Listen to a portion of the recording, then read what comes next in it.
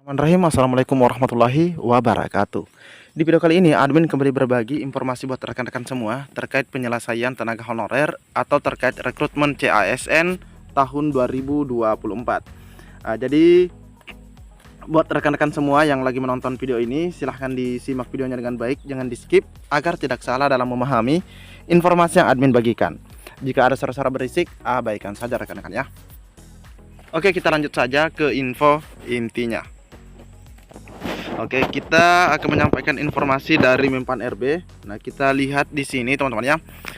Pemerintah gelar diseminasi kebijakan pengadaan PNS tahun 2024. Nah, ini adalah jenis kebutuhan pengadaan ASN PNS ya. ASN PNS tahun 2024. Nah, teman-teman bisa lihat terkait jenis kebutuhannya. Pertama di sini ada pengadaan pegawai negeri sipil, ada yang umum dan ada yang khusus.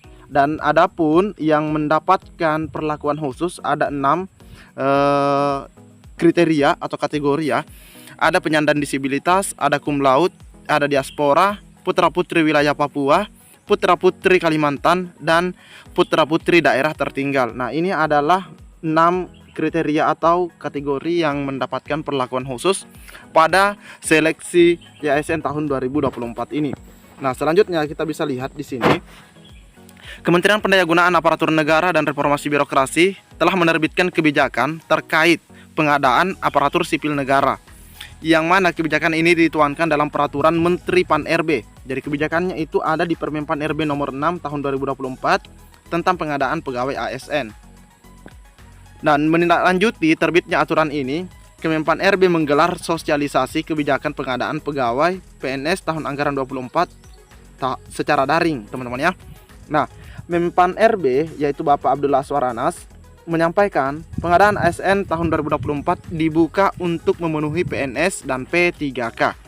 Jelas ya, untuk PNS dan P3K. Pengadaan ASN dilaksanakan berdasarkan prinsip kompetitif, adil, objektif, transparan, bersih dari praktik korupsi, kolusi, dan nepotisme. Tidak dipungut biaya. Jadi ini juga yang perlu teman-teman ingat, bahwa ini tidak ada biaya sama sekali. Prinsip-prinsip ini harus disampaikan ke seluruh calon pelamar ASN, bahwa tidak ada pungutan biaya dalam pengadaan ASN. Jadi tidak ada istilah calo untuk meluluskan menjadi ASN. Anas pun meminta panitia instansi agar dengan seksama menyusun tata kelola dan mekanisme kerja panitia seleksi instansi pengadaan ASN agar rekrutmen yang dilaksanakan bisa menghasilkan talenta-talenta terbaik dan mendorong kinerja pemerintahan. Artinya yang lolos itu memang adalah orang-orang yang memiliki kompetensi sesuai yang diharapkan. Mudah-mudahan pengadaan ASN ini dilakukan dengan seksama agar kita bisa mendapatkan pegawai ASN yang mampu menjadi perekat dan pemersatu bangsa, memiliki intelijensia yang tinggi untuk pengembangan kapasitas dan kinerja organisasi serta mampu mengakselerasi tugas dan fungsi organisasi.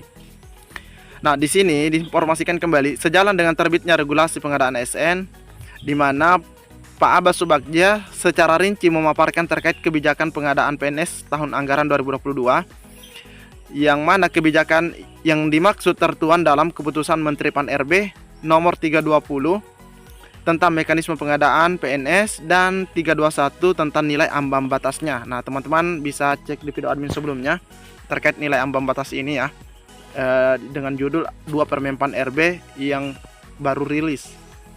Abang menyampaikan jenis kebutuhan pada pengadaan PNS tahun 2024 terdiri atas kebutuhan umum dan khusus. Nah, di sini kembali kita bisa lihat jenis kebutuhan khusus. Di sini sama dengan yang tadi, ada 6 kriteria teman-teman ya. Bahkan di sini dirinci lagi terkait untuk putra putri daerah 3T ya, ini ya, terdepan, terpencil, dan tertinggal. Oke, lanjutnya dikatakan arah kebijakan pengadaan ASN fokus pada pelayanan dasar dan penyelesaian tenaga non-ASN. Jadi fokusnya penyelesaian non-ASN. Pemerintah juga mengurangi sedapat mungkin rekrutmen jabatan yang terdampak transformasi digital. Jadi ada memang jabatan-jabatan tertentu yang mungkin tidak bisa diisi sepenuhnya oleh rekan-rekan ya, karena akan terdampak oleh digital. Yang paling penting adalah di instansi pusat, talenta-talenta baru ini akan diarahkan ke IKN. Rekrutmen tahun ini diutamakan untuk merekrut talenta-talenta terbaik di IKN dalam mendukung tugas pemerintahan, pembangunan dan pelayanan publik. Nah, melalui kebijakan PNS tahun ini, P3K yang tertarik menjadi PNS diberikan kesempatan untuk melamar dalam rekrutmen CPNS apabila memenuhi syarat. Bagi P3K yang sudah 1 tahun, jika ingin melamar CPNS tidak harus berhenti dari P3K. Jadi kalau tidak diterima, dia bisa kembali ke P3K. Nah, ini ada kebijakan juga buat rekan-rekan yang sudah lolos menjadi ASN P3K ya. Nah, ini kita lihat di sini, kita tandai. Bagi P3K yang sudah 1 tahun, jika ingin melamar CPNS tidak harus berhenti dari P3K. Maksudnya tidak mesti harus berhenti jadi ASN P3K, tidak perlu mengundurkan diri. Jadi kalau tidak diterima, dia bisa kembali ke P3K-nya. Wah, enak sekali ini teman-teman ya. Jadi teman-teman ASN P3K yang mungkin punya formasi jabatan yang sesuai dengan kualifikasinya, ya mungkin bisa coba-coba teman-teman ya. Tidak ada salahnya jika memang ada minat untuk ke IKN. Nah, di sini kita bisa lihat alur perencanaan kebutuhan ASN. Nah, yang pertama adalah Kemenpan RB, surat permintaan usulan kebutuhan ASN. Poin kedua adalah mengusulkan kebutuhan ASN melalui digital platform instansi pemerintah. Terus yang ketiga, Kemenpan RB, persetujuan prinsip jumlah formasi instansi dan menetapkan pedoman rincian formasi. Keempat, ini di BKN, mempersiapkan sarana dan prasarana pengusulan rincian formasi, dan itu sudah dilalui teman-teman ya. Terus Pertek BKN, validasi rincian formasi berdasarkan angka 3. Pertek teman-teman ya, persetujuan teknis. Dan Kemenkeu, pendapat terkait anggaran rencana pengadaan ASN. Nah, untuk tahapan saat ini teman-teman bisa fokus ke sini di poin 8 dan 9 ini. Kita perbesar. Menetapkan formasi nasional dan rincian kebutuhan ASN. Jadi sekarang itu dalam proses penetapan formasi secara nasional atau se-Indonesia. Terus Pertek BKN dan pendapat Menkeu. Di poin ke-9, kebijakan pengadaan ASN, terus penetapan kebutuhan ASN instansi. Setelah itu seleksi CASN. Nah, seperti itu teman-teman ya tahapannya. Oke, kita lihat lagi. Terkait teknis pelaksanaan seleksi pengadaan ASN 2024, Deputi Bidang Sistem Informasi Kepegawaian Badan Kepegawaian Negara Suharmin menyampaikan perlu kecermatan ketika panitia instansi menyusun petunjuk teknisnya dalam seleksi administrasi agar tidak ada pihak yang dirugikan. Nah, ini benar sekali. Ketika menyampaikan suatu informasi terkait persyaratan, ini harus betul-betul detail supaya teman-teman itu betul-betul tahu dan paham bahwa ini yang dimaksud teman-teman ya, karena kadang-kadang itu sifatnya ambigu, kurang jelas teman-teman ya. Masih banyak teman-teman yang bertanya ke sana kemari terkait administrasi atau dokumennya. Nah, selanjutnya mohon berhati-hati betul agar tidak ada kasus orang yang seharusnya eligible ternyata tidak lulus administrasi. Maksudnya orang seharusnya lulus kok tidak diluluskan, jangan sampai ya. Maupun sebaliknya, hal ini akan menjadi subjek sanggahan yang disampaikan calon peserta. Betul teman-teman ya.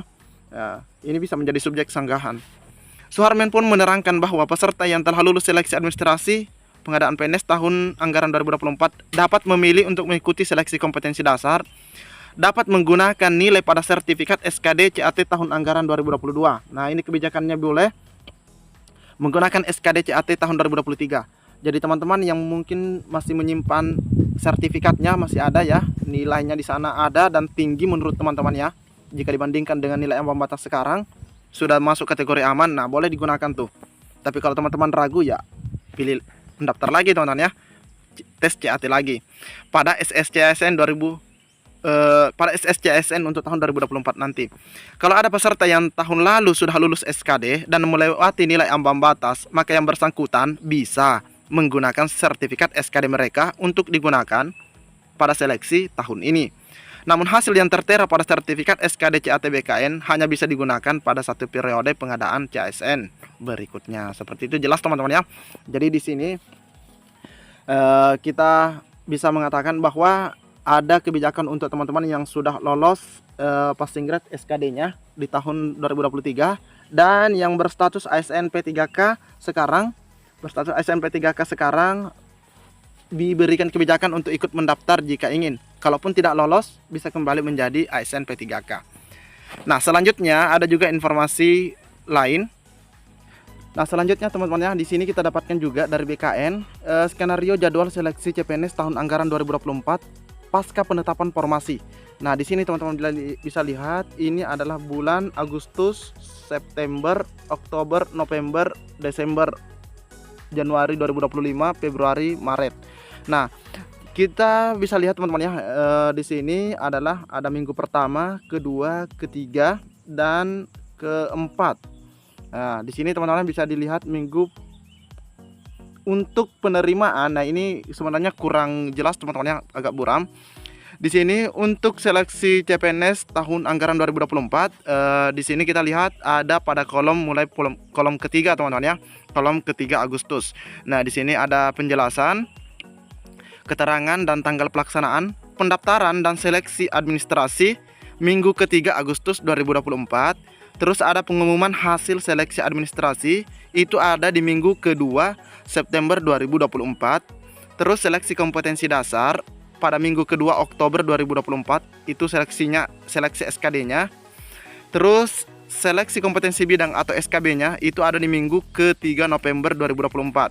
Nah, untuk pengumuman kelulusan sendiri ada pada bulan Januari minggu kedua di bulan Januari tahun 2025 teman-teman ya. Nah, ini adalah pengumuman kelulusan buat teman-teman yang telah mengikuti seleksi kompetensi dasar dan kompetensi bidang. Jadi untuk CPNS-nya ini insya Allah startnya di sini berdasarkan timeline dari BKN itu start di minggu ketiga Agustus tahun 2024. Nah, teman-teman ya, seperti itu. Oke, cukup sekian informasi yang dapat admin bagikan di video kali ini. Lebih dan kurangnya admin mohon maaf. Assalamualaikum warahmatullahi wabarakatuh.